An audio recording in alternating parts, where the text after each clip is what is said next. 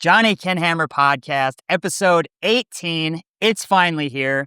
Today, we're going to sit down and talk to Mr. V and get his perspective on what it's been like dating for him.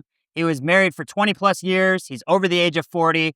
So I think it'll be very helpful for a lot of you guys that are probably in this position. This is where I was when I got out of a divorce. Not really sure what I was doing, but I knew I wanted to have attractive women in my life. So we'll sit down with him, hear what he's got to say. So let's get into it. Let's go. It's hammer time. All right, guys, we are here with Mr. V today. Wanted to just get his perspective on how things have been going with him, where he's at in life, maybe give you guys some inspiration on what is possible for you guys. I know a lot of people, once they get out of a divorce or relationship and they're, well, I guess what we call is middle-aged, we kind of think like it's too late for us. It's not possible. I am who I am, blah, blah, blah. So just get his perspective on things, where he's at, what's been going on. We'll just kind of wing it and freestyle it. But Mr. V, appreciate you joining. Just to give the guys a little bit of context, I guess, can you just tell them a little bit about your history, like how you started getting into, I guess, meeting girls, kind of changing your life around? I know you were also married for quite a while. Yeah. So a couple of years ago, I separated with my wife. I've been married for over 20 years. And that was the start of the game journey for me. Started reading a lot of stuff on game, and tried to take action. It was very, very hard. But, I tried to become more social, tried to talk to people a lot more, played around with a lot of the attraction triggers that we learn about in game. So that was sort of the beginning of the journey. And probably a year ago, I decided to get some help from a coach. Okay. Because I had a lot of anxiety about approaching.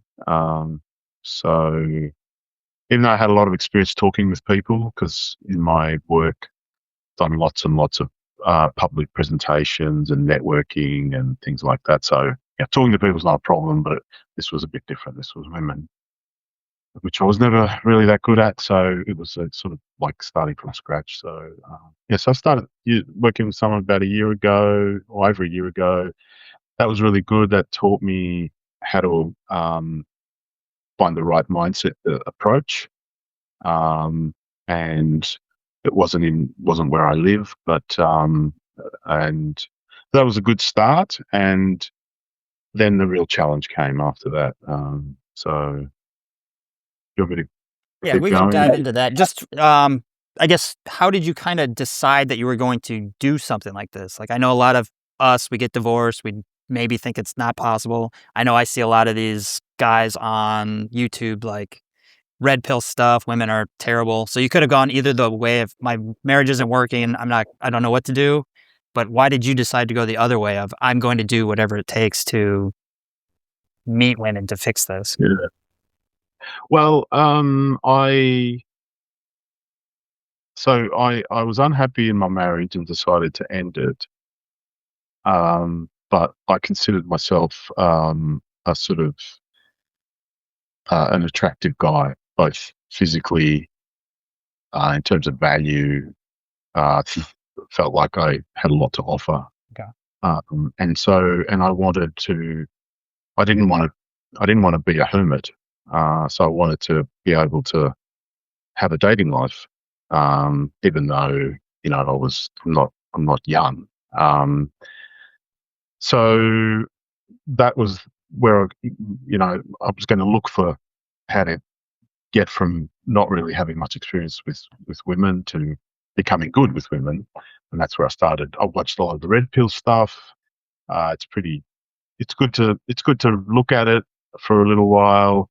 I think there is some stuff in there that's educational, but once you get that out of it, you just have to move on. It's not that it doesn't really help you that much to take action, I think. No. Yeah, I think it's good to be aware of this stuff. Like, I understand that these are red flags, this jealousy, all this stuff. But once you're aware of it, like, why do you need to re-emphasize it more and more? It's not giving you a solution to the problem. No.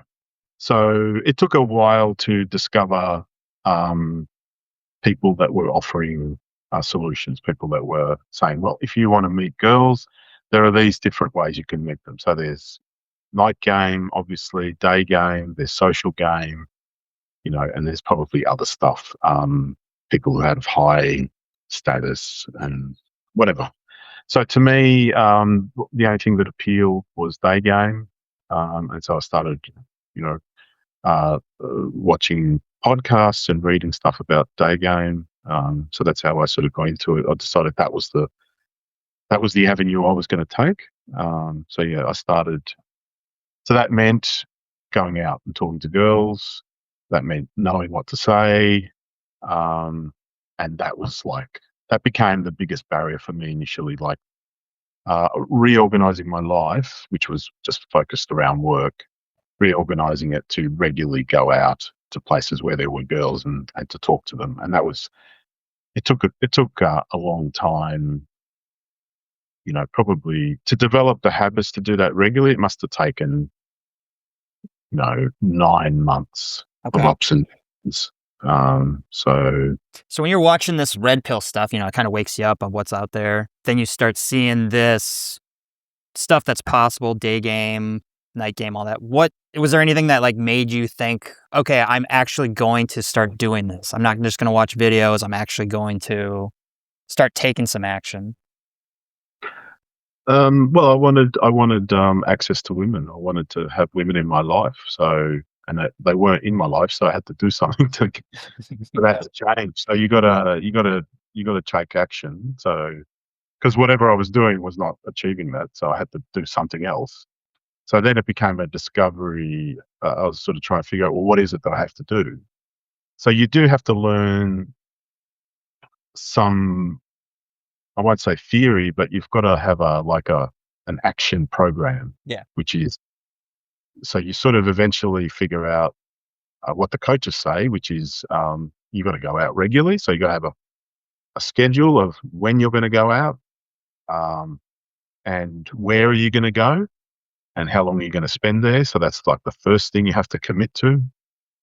And then the next step is, well, when you go to these places, you have to do something. So you have to go up and talk to girls, and that's a big, that's also like, that's a big step forward as well. Like I got into a schedule of going out, but I wouldn't talk to anyone hardly ever, unless it was like as part of an interaction where I had to talk to someone, buying a coffee, Okay. I'm buying this, I could do that, but just to go up cold, completely cold, that was like pretty hard for me. Yeah. What was it like when you first got started? Were you like sometimes you hear that term, the hard case, where you can't really socialize with people. So was it like very difficult to even get out and talk to anybody, or what was it like when you first getting started? Yeah, it was very, very hard. Like I wouldn't go out much except to maybe meet a friend here or there, um, and I was really focused on my work. I'd sort of immerse myself in my work so I wouldn't notice how unhappy I was in my marriage. So then I carried that over, even though the marriage ended.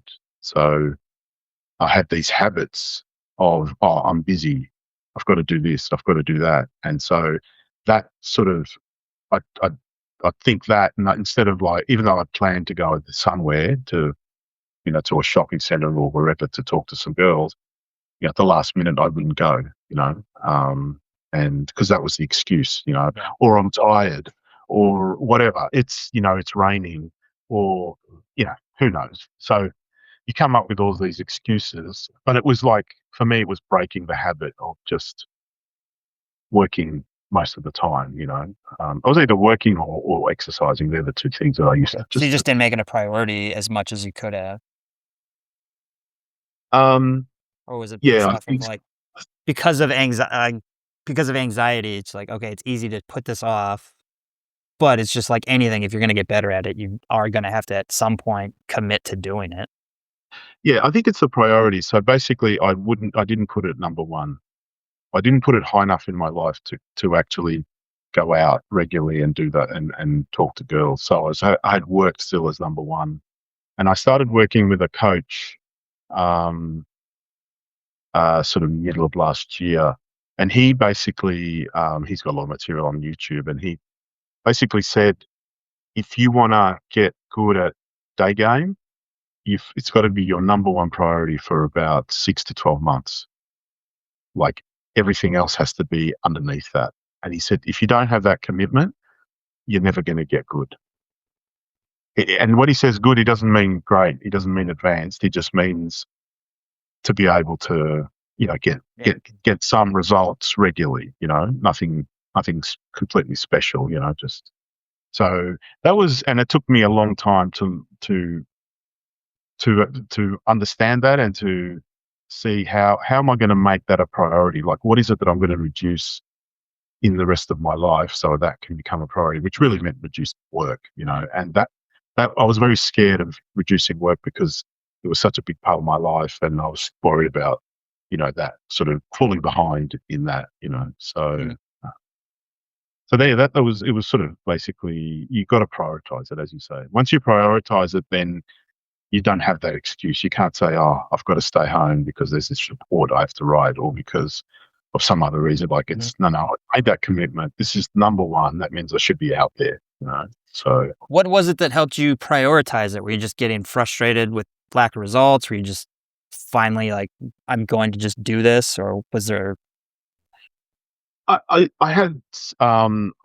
would go and I did 2 camps overseas with 2 different coaches, and both of them showed me that I could go up and talk to girls, and um, I didn't get fantastic results, but I consistently go and talk to girls and get reactions, emotional reactions, and they seem to like me, um, and so it was like, oh, I can do this. So I think it was like, once I saw that, then I tried to implement it when I came home to where I lived, but it was too hard because I was now on my own, Yeah.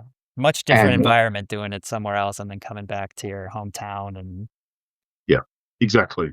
So what I decided to do was, well, you're probably going to need a bit more of that type of training. So I went to and worked with a coach again in late last year. But by then I had met you. Um, you came out um, to Australia, and we started working together, and that changed everything because I had someone who was taking action, and then I just had to copy you. And all of a sudden, my volume went up. And once your volume goes up, you start making a lot more mistakes, and you learn from those mistakes, Mhm. and stop. You start to cut out the mistake that you make most often, and then you cut out the next mistake that you make most often, and then you cut out the next mistake. And what happens is, when you do a lot of volume week after week after week, and we went overseas together. We had the day game experiences together. So we were going to different places. We went to some different cities in Australia. So all of a sudden, I was going to different places, but doing the same thing. I was going out and talking to girls, and you realise, okay, the weather might be a bit different, the streets might be a bit different, but the idea of going and talking to someone is exactly the same. There's Yeah, no difference. kinda internalize it, just becomes part of your life and who you are. Exactly. So I think that's the key. You gotta do that volume for long enough that it is who you are. Like, it's eventually you just don't even think. You just see someone and you go, "Oh, I want to talk to that person," and so you go and start talking to them. Mhm. And like, and whether it goes well or it doesn't go well, it doesn't matter. It's like, who gives a shit? Like, this, whatever. Yeah. Like, this is the process. That's how you're going to meet someone. She's not going to come and talk to you. No, never. Yeah, these girls that you're seeing are not just gonna show up "Hey, I'm glad to I just wanna meet you." It's like, no, they have tons of options. They're not gonna just Yeah. approach you, and it'd be weird if they did. You'd think they wanted something from you. Yeah, you don't that's not the type of girls that I want or you want. No. Um, you wanna be the man, they can be the woman, you go up to them. Yeah, and they'll give you signals if they wanna talk to you. They'll stand close to Yeah. you, they'll give you some eye contact, they'll make it clear that they want you to talk to them, but they're Yeah. not going to put in the effort to go do it. No, they're gonna accommodate you if you put in the effort. Yeah, if If you're they masculine enough to go do it. exactly, exactly. So and that's what you learn. And you learn that some girls are in a hurry. They gotta go somewhere. Some of them have, don't wanna talk to a guy that day. Some of them, feel sick. Some of them whatever. And so those interactions are very, very quick. But so what? That's fine. Then you get to the one that is not doing anything, likes you, Super excited wants to you meet to somebody. yeah, wants you to ask them to go have a coffee and sit and talk and, so that's you gotta put in the volume to get to those Yeah. those girls. Every one of those reps desensitizes you just that little bit of, "Oh, well, nothing bad even happened. She just walked away. Okay, Yeah, next one. yeah. Let's go meet this other girl. Let's see what happens." Yeah, and at some point, I don't know when it happened, but I started to notice that, my mood would improve when I would go out and game. So I could have a not so good mood. I could meet you or someone else somewhere. Okay, we're gonna go and talk to some girls. I would have anxiety or apathy about going and talking to girls, and then I would push myself or someone else would push myself, just go and do one, and straight away my mood would change. I would just be happier. Like, because you have to be if you're talking to girls, you have to have a certain energy, you have to have a certain vibe, you have to have a, you have to lift them up, so you can't come in there with shit energy. And so what I found was, I sort of my mood changes as I talk to more and more girls during a particular period, and then I realized, well, you don't need to feel good to go out and talk to girls and enjoy it. You just have to go and do it, and you will feel better. Who gives a Which shit was what a you feel? revelation. It was a revelation to me. It's really interesting. Yeah, it's, I find too, yeah, like, I made those videos. I didn't feel like approaching most days. Like, you're just in that mindset of, it's uncomfortable to do, but then you do the one, you're excited, then your mood changes, then you meet a girl who's really excited to see you, Yeah. and then you have that flirty energy, and you kinda learn a little bit, and what was it that had you reach out to me? I know we got together, I think probably October we started working together, and then November I came out there, but what was it initially that got you? I'd never been on the dating apps, and I had a friend, a mutual friend, who was at me for months about getting on the dating apps, and I think he'd worked with you, Mhm, and so he referred you to me, and that's when I contacted you about setting up profiles on the dating apps. Um, and because I wanted to, because he was basically saying, well, you can go out and game, but you can also have a profile, and you might meet some girls that way. And the big benefit I saw of the dating apps was get more experience on dates. Because when I contacted you, I wasn't getting. I'd had dates overseas when I'd gamed, but not in Australia, mhm, not from and so and I needed more experience and the apps, I think that's probably the best thing they offer you. mhm, You don't have to do that initial go out and talk to them and whatever, blah, blah, blah. A lot of that sort of compressed on the apps, and then you meet up and then stuff happens from there. So, and that was the big motivation to get more experience with the dating. mhm. Yeah, I always find I consider it like 2 sections. You have the first half, which is the approaching, the getting the girl to want to go on the date. So if you can do all that, you can get it on dates. But that takes a long time to actually get that area handled. So if you can do online dating, you can just skip that step and get them onto dates, which is where I really leveled up the dating skill set. How have you found the apps so far now that you've been on them for a few months? It was interesting. So I think when we set it up, I pretty quickly we went to Bali Mhm. and just got tremendous number of likes and interest from women there. So it seemed like, this is great.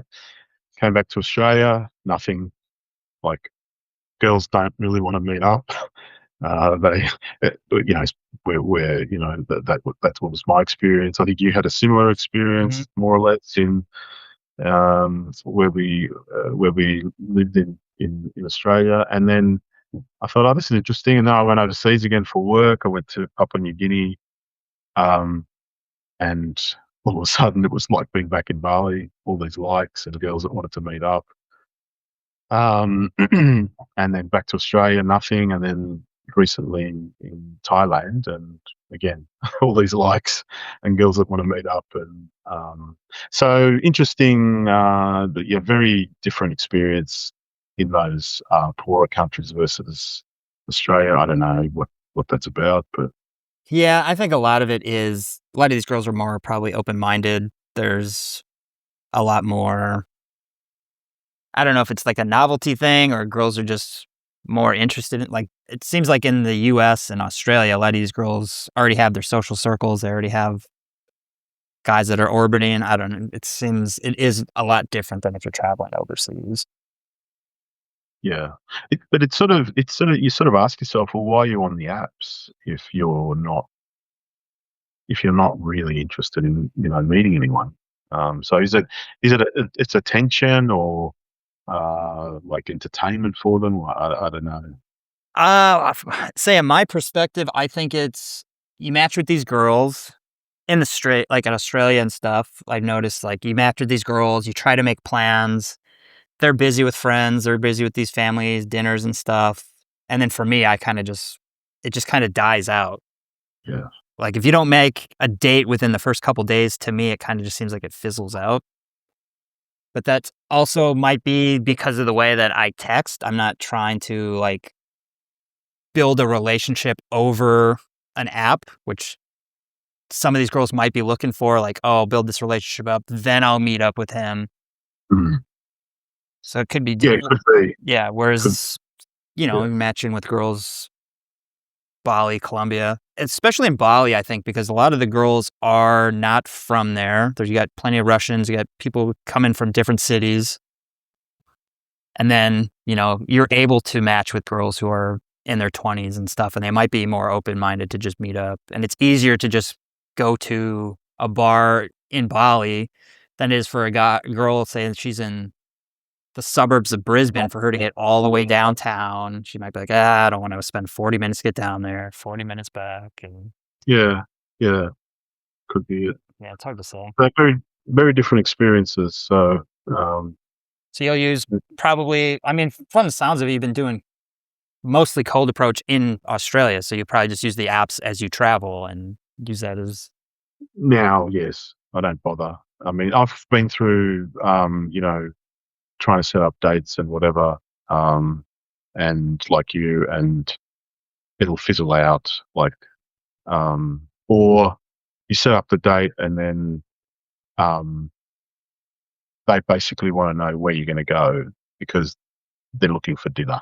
They're looking for someone to buy them dinner because I'm a bit older and um, like I'm not going to buy someone dinner or yeah. the first meet them, So so then you just sort of it cancels. Well, the girls that you've been matching with online in Australia anyways, would you say that they're more attractive than the women you're just talking to on the street? No, Like, they're less. I don't in my opinion, you're not gonna meet the kind of girls that you want on apps, like, they have too many options.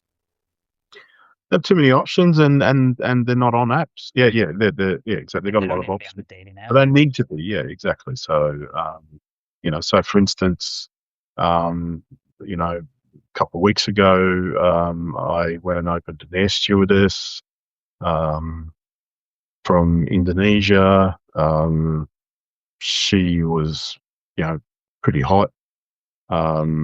Had a very high opinion of herself.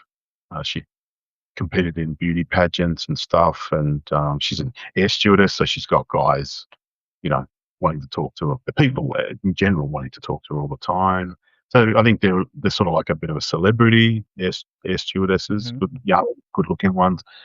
And when would I have met a girl like that in any other circumstances? I wouldn't have. She was just walking around looking for somewhere to have dinner, and I went and spoke to her, and we had a good chat, and I said, let's go have a drink before dinner, and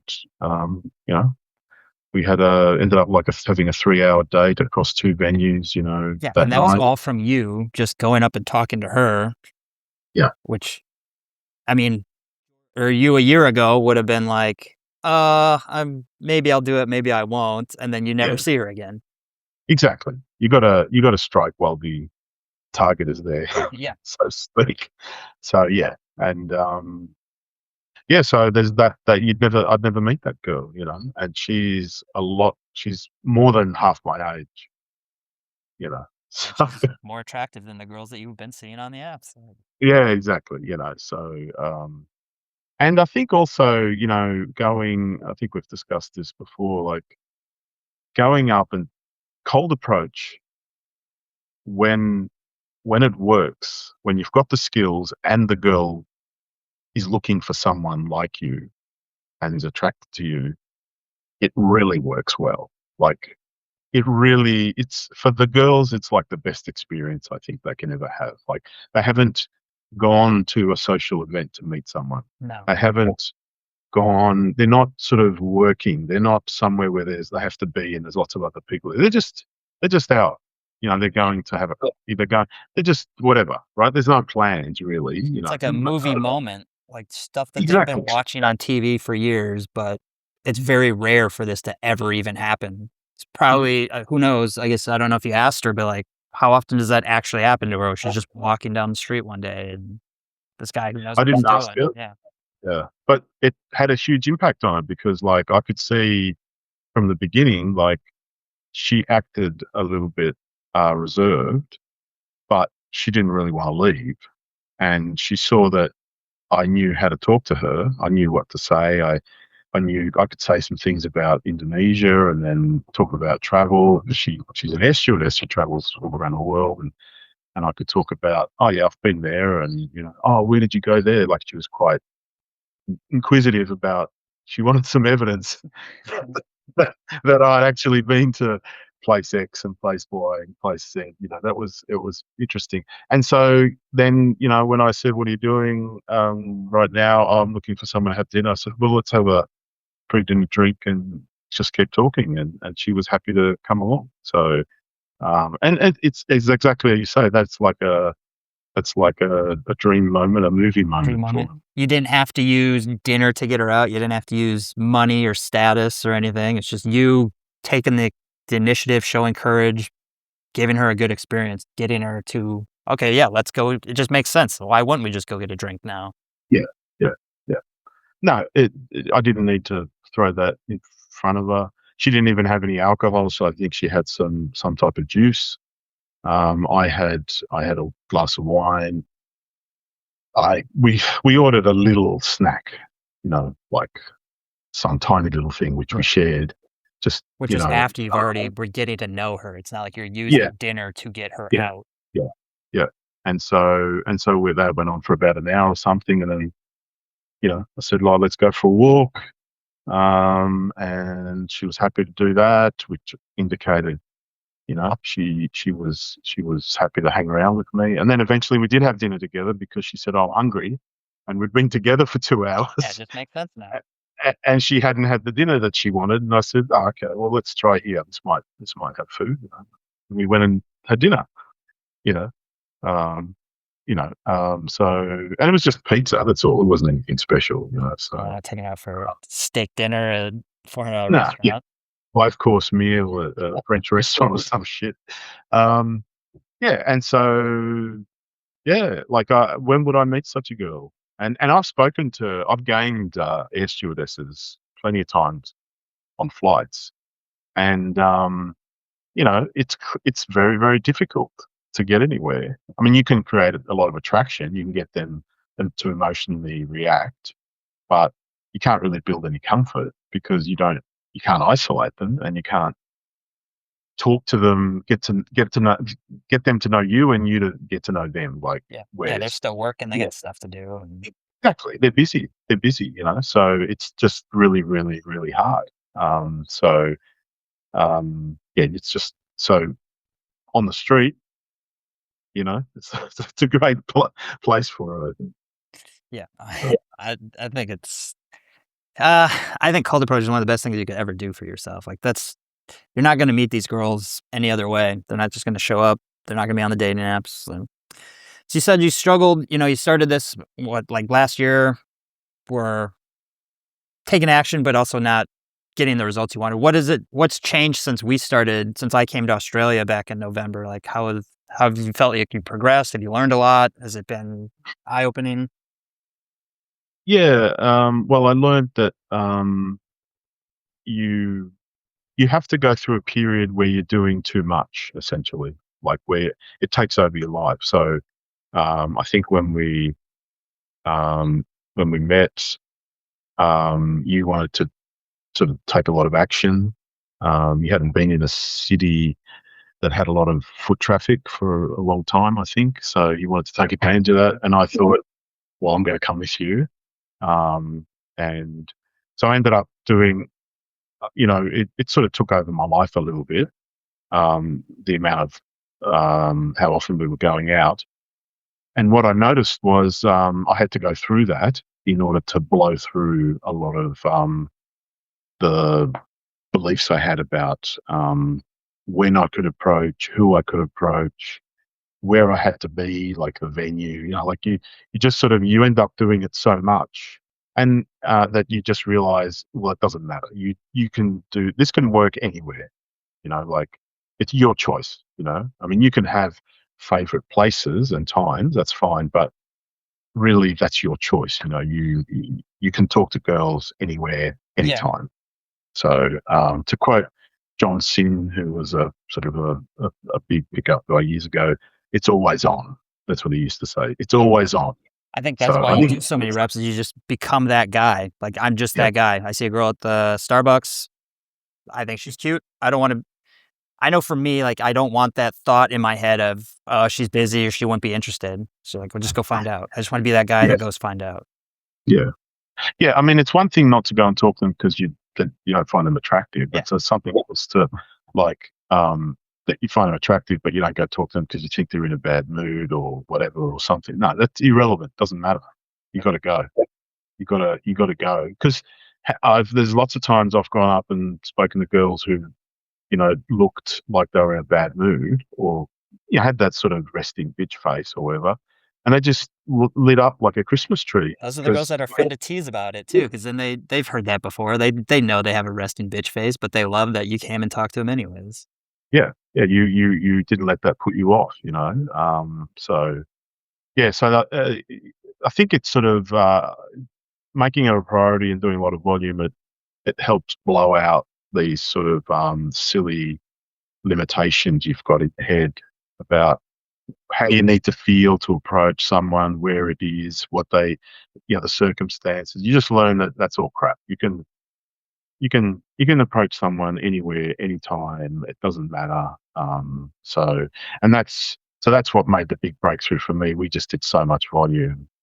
Um, it put me in a different place. I didn't care anymore. Okay. You get rejected so much, you laugh at it. You don't care. Whatever. I'm going to do this. So it's a bit wasteful in the sense that it's probably not the right girls and not the approaches are not great approaches, but that's the step you need to go through. You need to do a lot of that low quality, high volume action, and then you start to refine. You start to figure out, okay, um, I want to, I want to approach girls that are sort of in this bracket or this cohort. Um, I prefer to approach girls at these types of venues or at this time of the day, or because they're the girls you start to notice, oh, they're in a different type of mood Yeah. at this or at this time, and that's okay. You start to hone Yeah, how when has, you, all the approaches helped you identify the kind of girls that you want? Like, say when you were just getting out of your divorce, I'm imagining you're like most guys, you don't have a ton of options, so you probably settle with girls that you don't necessarily wouldn't probably want to date, but you don't have any other real choices. But now that you've been doing so much volume, like do you feel like you're now only going for girls that you would really like? Like, has that made a huge difference? Yeah, definitely. So I realized that most of the girls I spoke to in Australia, I wasn't interested in. I didn't like them. They're not very interesting. Um, and then what I noticed was would um, I would go up and talk to Asians that might have okay English, might not, and they had a really nice vibe. Most of them, they were quite polite. If they didn't leave straight away, I could have a longer conversation with them. I could get practice in running sets, longer sets. And initially, it was very hard to get phone numbers. Then it got a bit better. I was working with another coach, and he gave me some strategies about how to sort of do this sort of under the radar type, getting the number. I'll help you with your English. We can have a coffee. Blah blah blah. Oh, by the way, you're very cute. So you sort of like it's like, oh no, this is about language exchange, but I still think you're cute. So they sort of, I guess that gives them a bit of plausible deniability. So what I started to notice was I really liked talking to young Asian girls. They had a nice vibe. They're very polite. They've got very nice posture. They're very feminine, and they seem to like me. So I decided that's basically what I was going to focus on. And I just started initially couldn't get numbers, and I got numbers, and then eventually getting dates and progressing from there. So that's sort of where I've gotten to at the moment. Okay. So Yeah. So you think the amount of approaches has helped you really dial that in yeah, yeah, because I realised, I don't want to talk to most Australian women because because you've done it so many they're not, times and you're just not yeah, they're not interested. very feminine. They're not very polite. Some of them, not all of them, but they don't. A lot of them, a big proportion of them, won't even react if you give them a compliment. And they almost act like you didn't give them a compliment. You gave them, so you said something nasty to them almost. And you just think, what's wrong with these people? So, and I realized, well, that doesn't happen 90% of the time if you talk to Asian girls. Okay. So, so then the sets become more enjoyable because the vibe that you get from the girl is better, and they, sort of respond better. And then you start to enjoy what you're doing more, and then that means you start improving your skills because you're enjoying it, like you're focusing on the positives, not the negatives, and then it just sort of builds from there. So that, yeah, really helped me narrow down what I wanted to focus on. The other thing it did was it also made me learn. If I go and talk to South American girls, well, they're different from Asians in this way. So you have to keep that in mind, and you have to remember that you're going to need a slightly different approach. If you go and talk to girls from Western Europe, they're going to be like this. So you've got to change your approach a little bit. If you talk to Eastern Europeans, they're going to be different again. You got to like the volume allows you to sort of identify. Okay, you do need to need to tweak your approach a little bit depending on where the girl's from. But if you're learning, if you're sort of like a beginner, which is what I consider myself, um, I've noticed by focusing on just one cohort, I can just um, I can just do the same type of approach again and again and again, and that's really allowed me to get better. And eventually, I'll branch out again, but I want to get really good at one cohort, and then that's allowed me to progress faster than if I was just doing a shotgun approach. Yeah, absolutely. How would you say, I know some guys probably don't have the best, living in the right areas. How would you say logistics has helped your game? It was massive. So yeah, you sort of identified. Here's the area where all the traffic is, foot traffic. It's there all the time. We need to go and live there.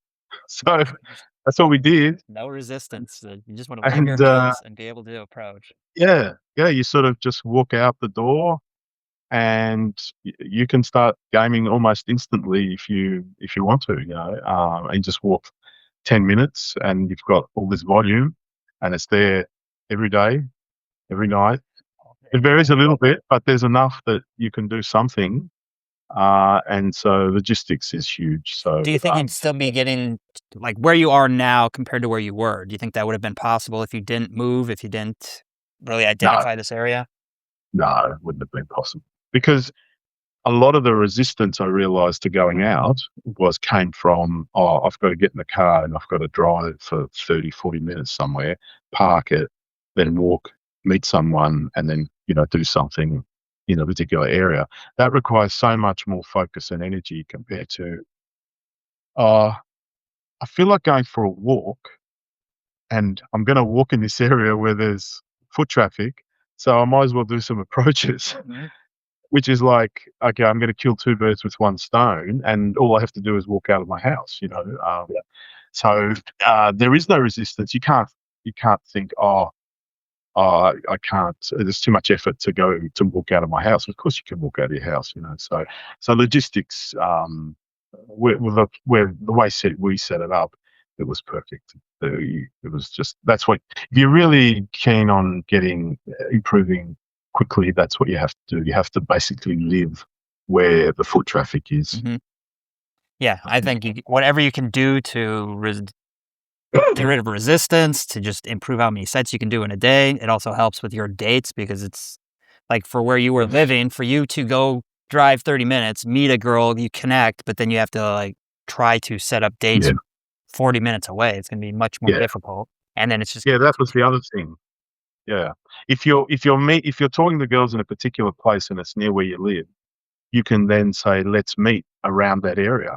And they go to that area regularly. So it's not a big deal for them to meet you there, even though they may not live there. They may live 20 minutes away by bus or somewhere, but they go to that area and they're not going to argue about meeting yeah, where they go every day because they go there for work, so all of a sudden setting up the dates is easier. And also you can have the dates at different times. You could have it maybe in at lunchtime, or you could have it in the evening, because you're near there, it's easy to get to that venue, and it's easy for them too. Um, so yeah, that it made the dates much easier, and it makes the pool easier as well because it's like we're just going to walk down here to the river, and you can escalate there, and then you can. just makes sense when Oh, you go to my house now. It's right there. yeah. Yeah, let's go and I'll show you my romantic balcony. And that's like 5 minute walk away. So it's not like, oh, we have to get in a car and drive for half an hour. It's got half an hour to think about it. And that's just asking for trouble. Yeah, it's So definitely gonna make it a lot more difficult, a lot more thinking involved. It's like, no, it's just part of the plan, part of the process. Of course, we'll go for a walk, and then of course we'll just go hang out on my balcony. I want mine. the other thing about all of that is it makes you realize if you are with a girl and she doesn't want to go for a walk after you've had a drink with her, you basically know, oh, this is not going anywhere. I've got no compliance here because all I'm saying is we've met somewhere where we both hang out and we're going to go for a walk for 10 minutes that way. Like if she's not willing to do that, this is not going anywhere. Yeah. Like it's a real, I think you can assess the compliance much easier when there's very few barriers to moving the girl around. So as opposed to getting in a car and driving somewhere and, it's some suburb she's never been to and, so I think that's also helpful. Yeah, 100%. Yeah, logistics. If you guys are living in an area, like just do whatever you can. If you want to take it seriously, like you got to move to where the girls are at. That's why I moved out of small town Wisconsin was to get to Boston and then go to Vegas. Like wherever wherever the girls are at, that's where I want to be. So you've been doing this. I mean, you've been living downtown now since December. How have your results improved? Like, where do you feel like you're at right now? I think I'm still a beginner, but I've been able to get to the point where It's pretty easy for me to get phone numbers when I go out,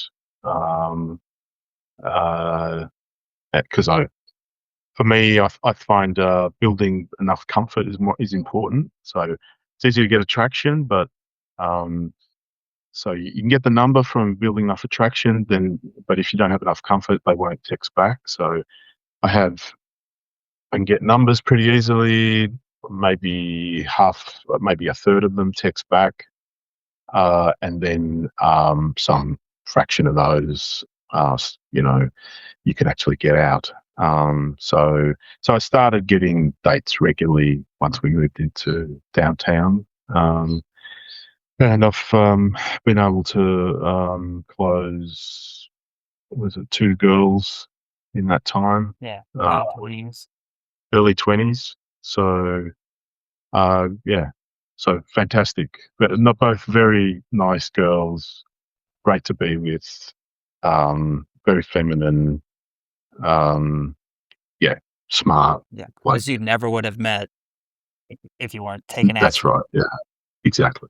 I Yeah. mean, the last So week too, you've been getting more instant dates, more numbers. So it sounds like you're already, obviously it's a progression, it's a skill set. So do you feel like you are on that trajectory of just continuing to improve, going up?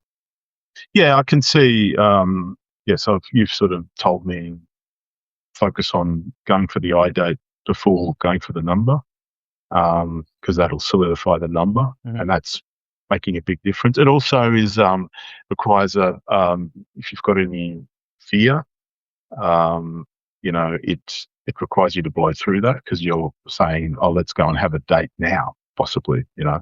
But some of these eye dates turn into 1 hour eye dates. It's not 10 minutes. You say 10 minutes, you say 5 minutes. I got to go in a few Uh, minutes, but but some of them turn into 1 hour, and so you end up having more experience on dates without any pressure because they're just in the moment, right? So that's good as well. So it makes you better at dates, and you have to think about how to, have a strategy for dates if you're having them more regularly. So I've gotten more practice on escalating during dates from that.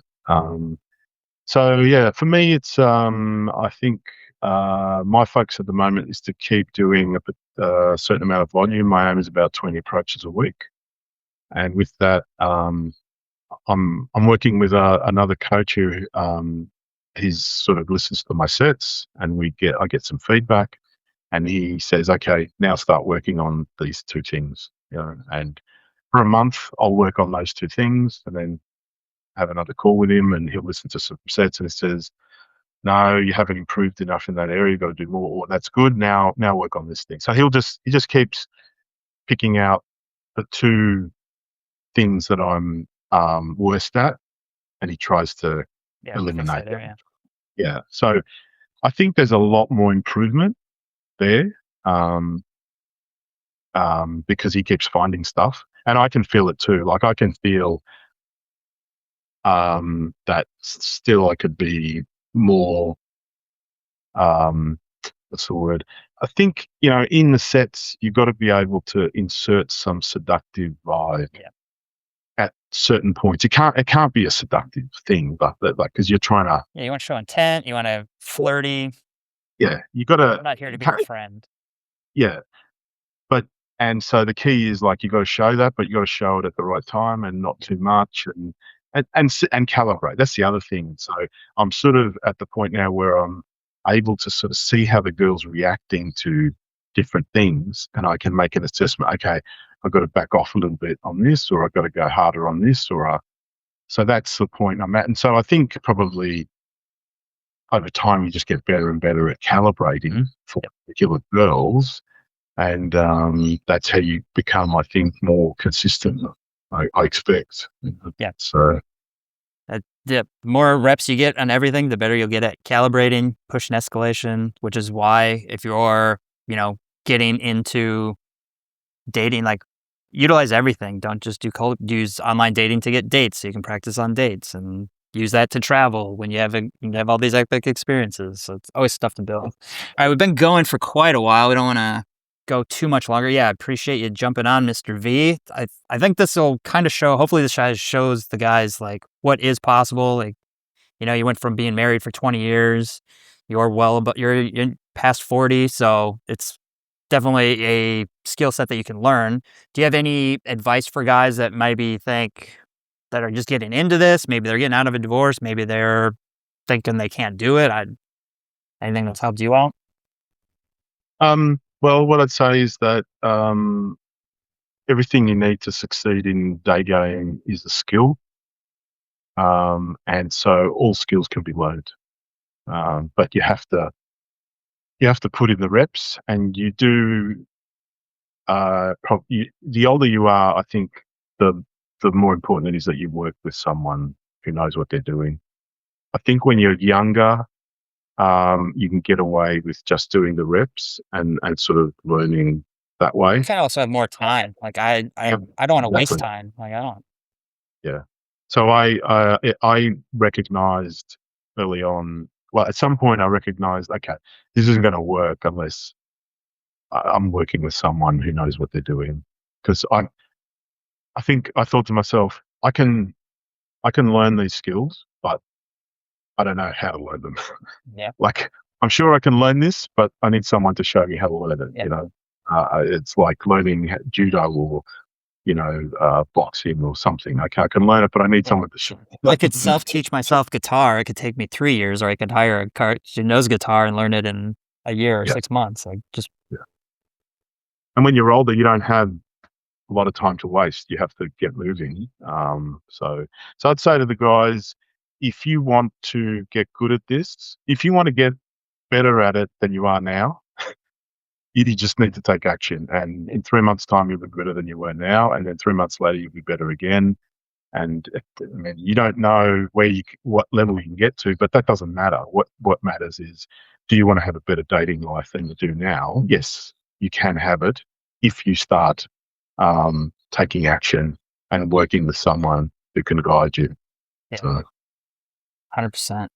All right, Mr. V, I appreciate taking the time. We'll wrap that up here. If you guys have any questions, comments on the channel, reach out. We'll help you out. Peace. All right, that was a great discussion with Mr. V. Thought I would just throw this out there. If you guys are looking for in-person help, what I'm looking to do is I will come to your city.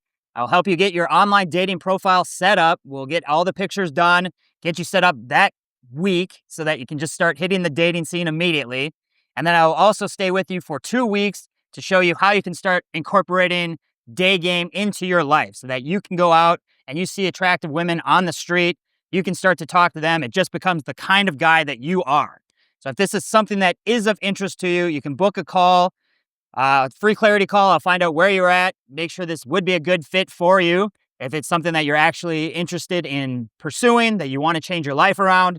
So check that out. We'll see you on the next podcast. Stay tuned for more videos as I make them here in Bangkok now. So I'm looking to amp up the day game even more. Excited to see what this city holds. But we'll talk to you soon. Peace.